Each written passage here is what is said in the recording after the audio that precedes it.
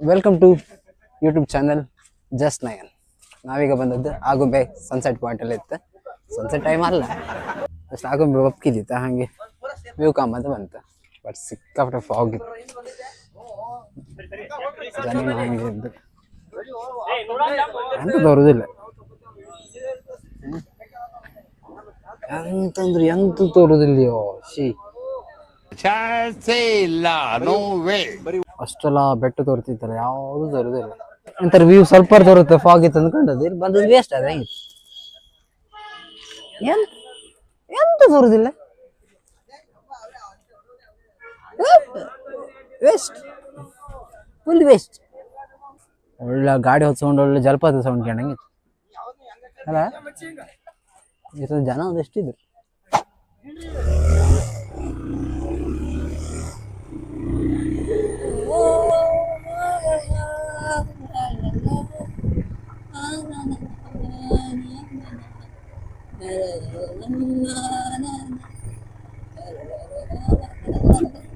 ಇವರೆಲ್ಲ ಮನೆ ಇತ್ತ, ಇವ್ರು ಶೆಡ್ ಮಾಡಿ ಇಟ್ಟಿದ್ದೇನೆ, ಸಾಕಾಗೈತು. ಬಟ್ ಈಗ ಮಾತ್ರ ಸುಮಾರೆಲ್ಲ ಕಡ್ದ ಇದೆ ಮಾಡಿ, ಪ್ರೈವೇಟ್ ಲ್ಯಾಂಡ್ ಅನ್ಸುತ್ತೆ, ಪೂರ ತೆಗ್ದಿರಲಿಲ್ಲ. ಆದರೆ ಈ ಕಡೆ ಪ್ಲೇಸ್ ಎಲ್ಲ ಸಕ್ಕತ್ತಿತ್ತು, ಈಚಿದೆಲ್ಲ.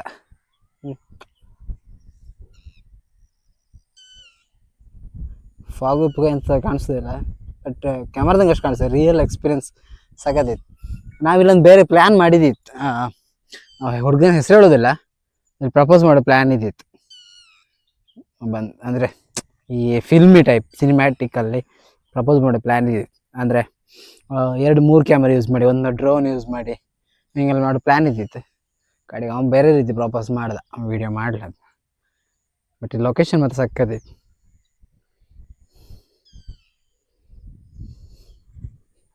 ಅಂದರೆ ಈ ಫಾಗ್ ಸ್ವಲ್ಪ ಬಿಟ್ರೆ, ಬಟ್ ವೆದರ್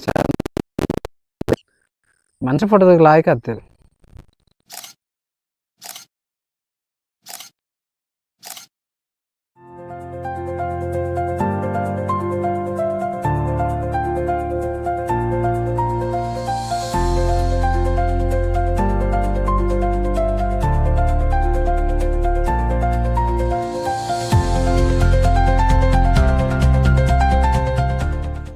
ಒಬ್ಬನೇ ಈ ಪ್ರಪಂಚದಲ್ಲಿ, ನಾನು ಒಬ್ಬನೇ.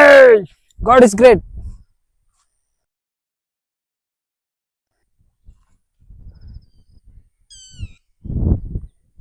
ಈ ಸುಮ್ಮನೆ ಯೋಚನೆ ಮಾಡ್ತಾ ಕಂಡ್ರೆ ಒಬ್ಬನಿರ್ತದೆ, ಎಲ್ಲ ಕಡೆ ಫಾಗ್, ಪ್ರಪಂಚದ ಯಾರು ಇಲ್ಲ, ನಾ ಒಬ್ಬನೇ ಉಳ್ಕೊಂಡಿದ್ದೆ ಅಂತ ಫೀಲ್ ಬತ್.